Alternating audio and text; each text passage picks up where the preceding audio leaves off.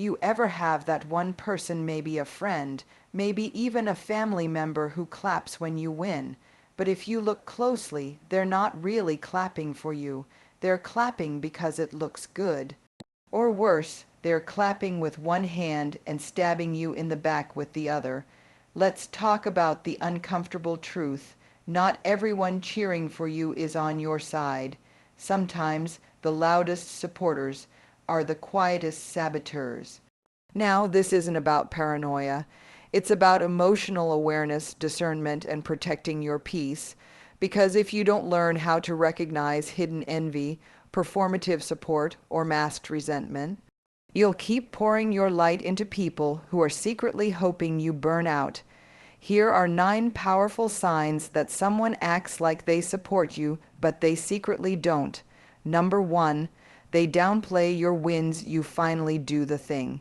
You launch the business, graduate, hit a milestone you've been working toward for years, and instead of hearing, "Wow, I'm so proud of you," you hear, "Oh, that's not that hard," or "Must be nice to have connections," or "You always get lucky like that." It stings.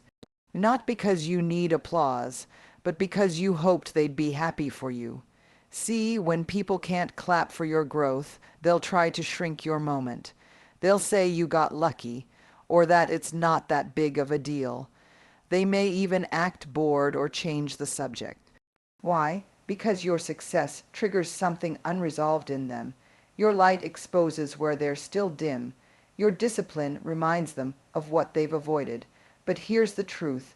You don't have to prove the value of your victory to someone committed to misunderstanding it. People who love you won't need context to celebrate you. They won't treat your win like an inconvenience. They'll show up with joy, even if they're still waiting on their own breakthrough. And that's the difference between those who support you and those who only tolerate you until you pass them. Number 2, they compete with you quietly. This one is subtle and honestly the most confusing. You think you're in a friendship. Turns out you've been in a competition you didn't sign up for. You share your good news, "I finally got the promotion," and they respond with, "Oh yeah, I just got offered a director role last week too." You say, "I started working out again." They say, "I've been training 6 days a week. You should try my program." It's never just "I'm happy for you." It's always "me too, but better." At first you think it's a coincidence, but over time the pattern becomes clear. They're constantly trying to outshine you, outgrow you, outdo you, and here's the breaking part. It's not that they don't admire you. It's that your growth makes them feel left behind. Instead of letting your progress inspire them, they turn it into a scoreboard. But love doesn't keep score. True support says, "Your win doesn't threaten mine. There's room for all of us at the table. So pay attention." When someone always needs to match or beat your joy, you're not being supported, you're being measured. And that kind of relationship, it's not connection. It's quiet comparison in disguise. Number 3, they only show up when you're struggling. Here's the hard truth. Some people only feel valuable when you're falling apart.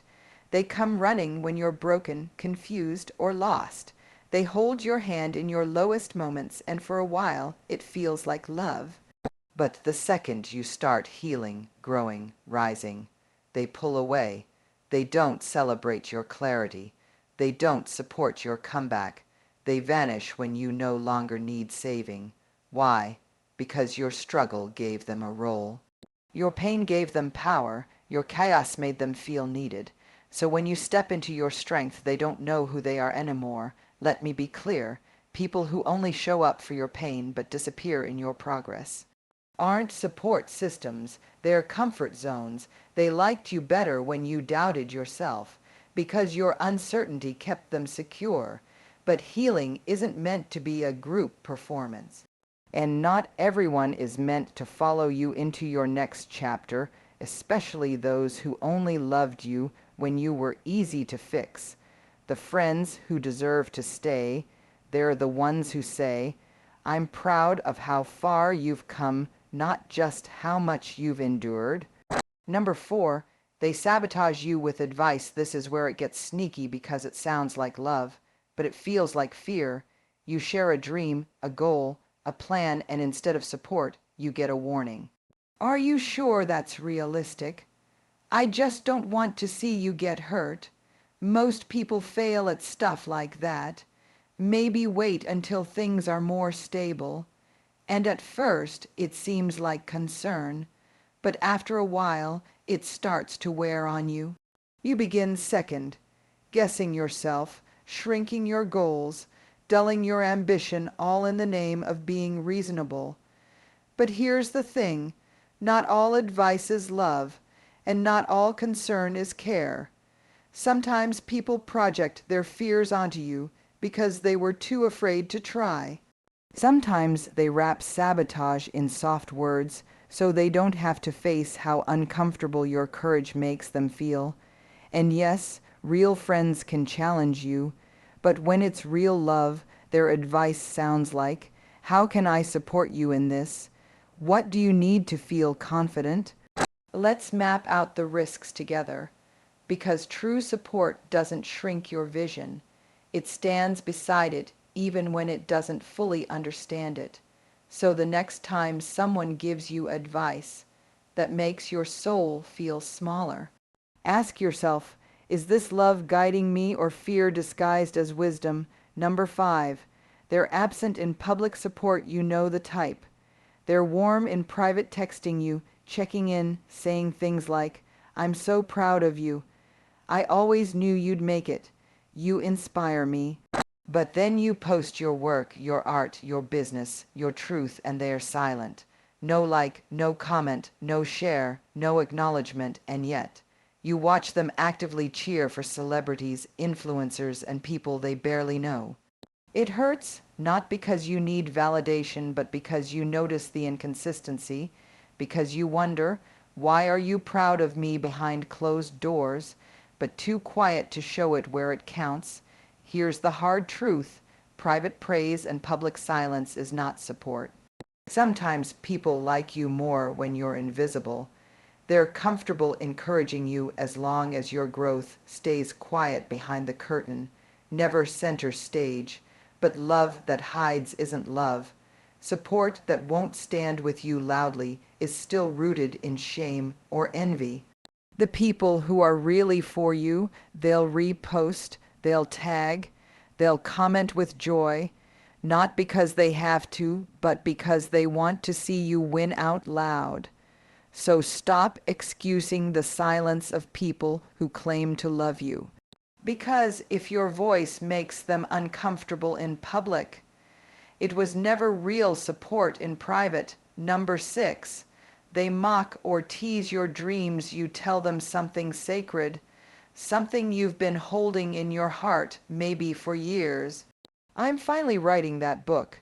I think I want to start a podcast. I'm going back to school. I'm building something I believe in. And instead of saying that's amazing, they laugh, they smirk. They make a joke out of your dream. "Oh wow, guess we've got a little celebrity in the house. Look at you, trying to be opera now. Don't forget us when you're famous." They'll call it just teasing. They'll say, "Don't be so sensitive," but inside, you feel it, the sting. It lands like shame, because here's the thing. Mockery is often just insecurity dressed up as humor. When people can't understand your vision, they'll try to make it small enough for them to feel comfortable. But you weren't meant to dream in a box, and when someone consistently meets your vulnerability with sarcasm, they're not protecting you, they're protecting their comfort zone. Real support doesn't mock your ambition. It holds space for it. It says, "Tell me more. How can I help? I believe in you even when it's still messy and unclear." So don't let someone's laughter talk you out of your calling, because it's not your job to make your dream easier for others to swallow. It's your job to honor the fire inside you. Number 7, they gaslight your progress. You've worked hard. You've gone to therapy. You've set boundaries. You've grown, and you're finally starting to feel clearer, stronger, lighter. But then they say it. You've changed. You're not as fun as you used to be. You've gotten kind of distant.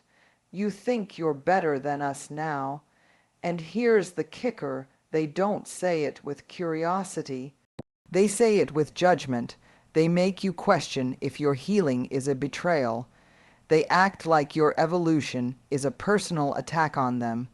This is gaslighting, and it's one of the most manipulative forms of false support. Here's the truth. You're supposed to change. You're meant to grow out of people, patterns, and places that keep you small. And people who truly care about you won't shame your healing. They won't guilt trip you for becoming more emotionally aware. They won't label your growth as arrogance because they'll recognize it as self-respect. What they're really saying is, you're no longer who I need you to be so I can stay comfortable with who I am, and that's not your burden to carry. Let people be uncomfortable with your progress. Let them sit with their own stagnancy, but don't shrink back just to keep the peace with people who only loved the broken version of you, because you don't owe anyone your suffering in order to prove your loyalty. Number 8. They cheer louder for strangers than for you. It's wild, isn't it? You'll see them post a stranger's success, clap for a celebrity they've never met, hype up influencers, athletes, actors, and entrepreneurs on their feed like it's a full-time job. But when you launch something, when you finally take the leap, when you, someone they've known for years, build something meaningful, crickets, maybe even silence disguised as I've been busy. And here's what's hard to admit. Sometimes people can't celebrate you because your success hits too close to home. You represent everything they wanted but never pursued, and supporting you out loud would mean confronting their own fear, procrastination, or self-doubt. So instead, they cheer for strangers because those wins don't challenge their comfort zone. But this isn't about demanding praise. It's about noticing patterns. True support isn't selective, it's consistent. It doesn't cheer for the world and whisper to you in private. Real supporters don't feel smaller when you go big. They don't flinch at your visibility. They don't need you to stay small so they can feel seen. And if someone can cheer for everyone but you, it's not because they forgot. It's because your growth reminds them of what they've been avoiding. So let them watch from the sidelines. Let them scroll past. But don't you dare slow down just because someone close to you is uncomfortable with how brightly you shine. Number 9. They disappear when you need real support. Let's be honest, some people are amazing when everything's fine. They're around for the parties. They love the selfies, the group chats, the good vibes. They're all in when you're fun, light, and easy to love. But the moment you actually need something emotional support, a favor, real presence, they vanish.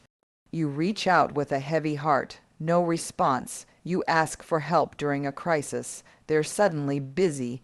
You express your pain, and they change the subject. They're not mean. They're not loud. They're just absent, and that absence says more than any words ever could. Because support isn't just about showing up when it's convenient. It's about showing up when it's hard, when it's uncomfortable, when it requires time, empathy, and patience. Here's the truth. If someone is only around for the highs but disappears during the lows, that's not support. That's spectatorship. They're there to watch, not to walk with you. And I know it's painful to realize that someone you thought was part of your circle was really just a tourist in your life. But this kind of clarity is a gift. Because once you stop chasing people who only love the performative version of you, you make space for people who can hold your whole story, the joy and the mess. The people who deserve your loyalty, they're the ones who don't flinch when things get real. They don't vanish when the mask comes off. They stay, even when the camera's not rolling. The courage to see clearly here's the hardest truth wrapped in the softest wisdom. Not everyone who walks beside you is walking for you. And sometimes the people who claim to support you are secretly hoping you'll never outgrow the version of you they're comfortable with. But here's what I want you to remember. You are not too sensitive for noticing the distance. You are not dramatic for naming the inconsistency. You are not ungrateful for expecting real support from the people closest to you. You're just becoming someone who refuses to settle for performative love. The kind of love that claps in the light but disappears in the dark. The kind that smiles in front of you but shrinks you behind closed doors. You're allowed to walk away from that. You're allowed to redefine your circle. You are allowed to outgrow the people who only love the broken version of you, because here's the thing, your light doesn't need permission to shine, so keep rising, keep healing, keep becoming the most authentic version of yourself. And let this be your quiet mantra. If you can't celebrate me with a full heart, you don't get a front row seat to my life. You don't owe everyone access, especially those who only show up when it serves them. Protect your peace, guard your energy, and pour your love into people who pour it back without fear, without resentment, and without conditions, because real support isn't loud, it's loyal, and that's the kind of love you deserve.